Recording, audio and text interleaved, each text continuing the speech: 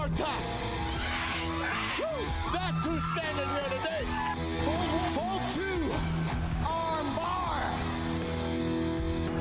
This is Brett screwed Brett. Austin 316 says I just whipped your ass. And that's the bottom line because Stone Cold said so.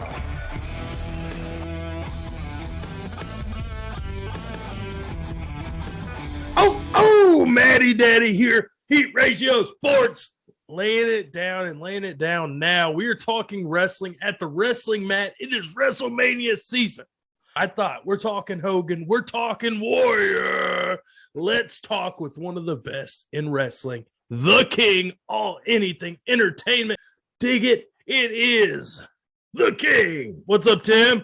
What's up, Matty Daddy? Thanks for having me on the show, baby. Yes, sir. Dude, nostalgia, old school wrestling, and WrestleMania.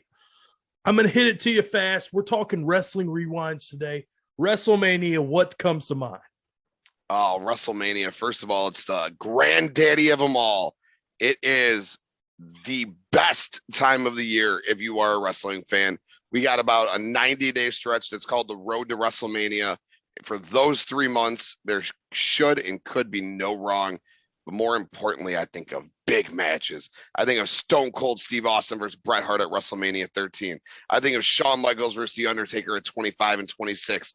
I think of Hogan versus Warrior at 6. Hogan versus Savage at 5. Warrior versus Savage at 7. I think of all the big ones, baby. The granddaddy of them all, the showcase of immortals, WrestleMania. Well, today we are covering Hogan Warrior. Say your prayers, eat your vitamins, and rewind your calendars back to 1990, April Fool's Day. It's not a joke.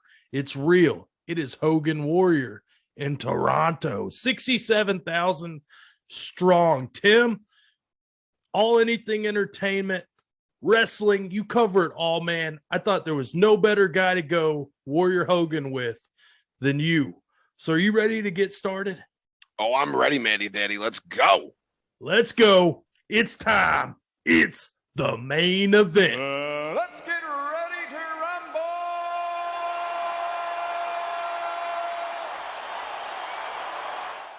Warrior, Hogan, babyface versus babyface, title versus title.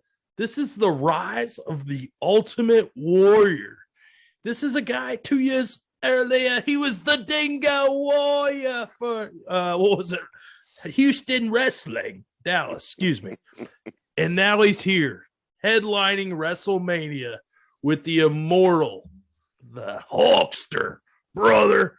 Thoughts on Warrior versus Hogan? Because before we get to the match, backstory, basically we're seeing Hogan take off for the summer.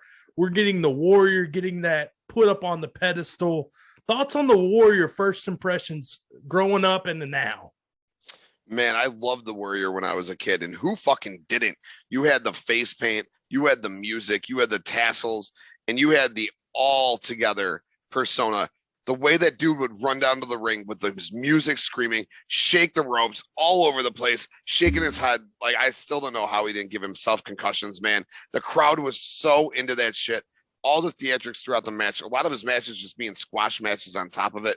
I loved the Ultimate Warrior, and I always had his little wrestling buddy next to me when I was a kid. Still beating that wrestling buddy up for the Warrior. Let's talk Hogan, though, because we're talking like 30 years of Hulkamania, brother. Hogan, the vitamins, the prayers. In 1990, is Hulkamania dead, dude? No, Hulkamania is still on the rise. He's still on his way up. We, as in me, are still saying our prayers, taking our vitamins, doing some push-ups, sitting on the floor, clanking our wrestling figures. And on to the left of me, my Hulk Hogan wrestling buddy, baby. I'm not strong enough to rip my shirt. You ripped that shirt, Matty Daddy. You know, that stays with you for so long. During the Super Bowl last year, Hulk Hogan by Patrick Mahomes jersey. I was so fucking pissed off. So that just tells you the legacy that man leaves in your head. My hands hurt so bad. All right, let's keep it going, though. Let's talk this match. Of course, we were talked previously. Everybody's using kind of this like golf cart style thing to go down to the ring. These guys, it's the main event. They're coming out, running, all gas, no brakes. You see Warrior shake the ropes. He is the IC champion, not something you see every day at WrestleMania. Am I right? No, you are right. The Intercontinental Champion in the main event, period, is rare, let alone a champion versus champion match. Very rare, with both titles being on the line. So then, of course, I am a real American. Fight for your life. Oh, I can feel it. We're pumped. We're here. We're at the, like we said earlier, like Buffer said, yeah, the main event. We see the stare down. They're shoving each other. You're seeing this match finally take place. A test of strength. Who's stronger? Is it Warrior? Is it Hogan? I can feel it. I can feel the energy. We talked about when you get these two bigger, larger than life people in the main event of WrestleMania, the electricity. And Tim, we were talking about it. We went back and watched this match. You said, oh man, after watching 20 fucking matches, this is going to be a lame ass match. 30 minutes is too long. What did you take away from it? It was nothing but electric. From the time Warriors music hit to the last second where the Warriors music was hitting while the cameras were stopping rolling. Warrior had both belts in the air, fucking jazzed, excited. The crowd was fucking into it. The second Warriors music hit and you started running to the ring, you just felt it. You felt the excitement. You felt the energy. Hogan hits, you feel it again. The crowd initially was more into Hogan. They definitely were more into Hogan, and that doesn't surprise me.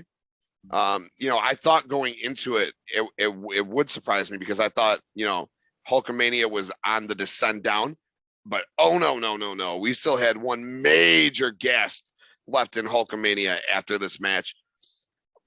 But the whole thing, the crowd was so fucking good, man. There weren't smartphones back then. There weren't cell phones. Cameras weren't really a thing yet. The crowd was there to watch the show. They were there for this match, and they didn't disappoint. Watching it 30-something years later from my couch, they got me excited for this match. When there's so much back and forth, which you saw in the match, they're keeping both guys at the top of the food chain. The test of strength, the lockups that each guy wins, the ring crisscross, and then we get to the end where you see the finishers. You see Warrior do his thing, do the splash, and what does Hogan do that he does no better than anybody else? Kicks out and he hulks out, you, and he delivers the U, and then he goes to deliver his big leg, and he misses the big leg drop, which I had never seen in my life previous to this match. What is going on? And what do we get from that? We get Warrior gets up, gorilla press, the big splash on Hogan. 2, 3. New world champion. The Ultimate Warrior. Like a kid at Christmas, man. Nobody saw this coming. Maybe they did, but it still felt like, wow, this just really happened 30 years later. Tim, thoughts? Still can't believe it happened. Hulk Hogan losing clean at WrestleMania. 1, 2, 3 in the ring. No distractions on the outside. Now, I guess rewatching it, the ref bump makes a huge difference because ref gets bumped. Hogan's on top of Warrior. 1, 2, 3, 4, 5. Like, come on, I could have won the match. No referee. So I see why Warrior never really got that huge push because Hogan, even on this night during this match, overshadowed him not once but twice. Here before the pinfall when he was, and then at the end of the show, of course, putting the belts on him, raising his fucking hand. Give the guy his fucking moment, dude. He did the same thing to Savage at 4. He did the same thing here to Warrior at 6. Hogan must pose, brother. So we gotta send the crowd home happy, brother. They must see the pythons. And we'll break down more WrestleMania, more wrestling. Basically, Warrior gets the strap, Hogan does movies, and things don't quite work out for the Warrior like we expected. Because guess what? Hogan doesn't go away, brother. So, Tim, I think it's time to kind of play matchmaker, touched by an angel, whatever you want to say it. It's time for fantasy booking. Oh yeah, fantasy booking. Dig it. All right, we're here. Fantasy booking 2022. It's time. It's booking time, baby. Book the territories. 2022. Let's start with the loser. Hogan, how does he match up in 2022? Like right now? Yeah, Hulk you Hogan? get him in the ring on WWF programming as the face against Roman Reigns, brother. How's it looking? Oh God, dude. 1990 Hogan against the fucking head of the table. We the ones. Ooh, Hulk Hogan can do no wrong, man. Hulk Hogan's got to get that victory. Hulk Hogan is still the greatest of all time, man. Hulk Hogan proved that he can do it on the babyface side, and then he went and proved that he could do it on the heel side. But give me 1990 Hogan against We the Ones, the tribal chief Roman Reigns right now, main event, WrestleMania 38. And brother's walking out with that strap, dude, because he wouldn't have it any other way, dude. Creative control, brother. Now let's get to the Warrior. Let's put him matchmaker. Well, Hogan's in WWF. He just had to deal with this in 90. I'm not doing it again. I'm going to AEW. Cowboys got the title. Let's build him up to that. Let's get him through the Young Bucks, Adam Cole, baby, and all of the shit. Let's bring in fucking Kenny Omega.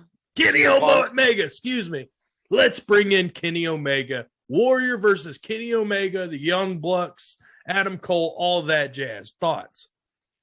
I think it would be cool because they wouldn't book Warrior to be able to beat them alone because they're the elite and they're so powerful. So it'll give me a little throwback to the old Blade Runner days, and we will see Sting and Darby Allin help the Ultimate Warrior in his path to Hangman Page, and we'll see a 6-man between the Stinger, Ultimate Warrior, Darby Allin against the Bucks, Kenny Omega, ultimately leading to Warrior taking on Hangman. Now, if it were me personally, I don't think Warrior has any place in a ring in 2022, but if we're booking him to win the title, that's how I book him. Team him up with those guys, run through the elite, run him through Hangman, and then have him start fighting guys like Wardlow and Miro and Powerhouse Hobbs, big boys.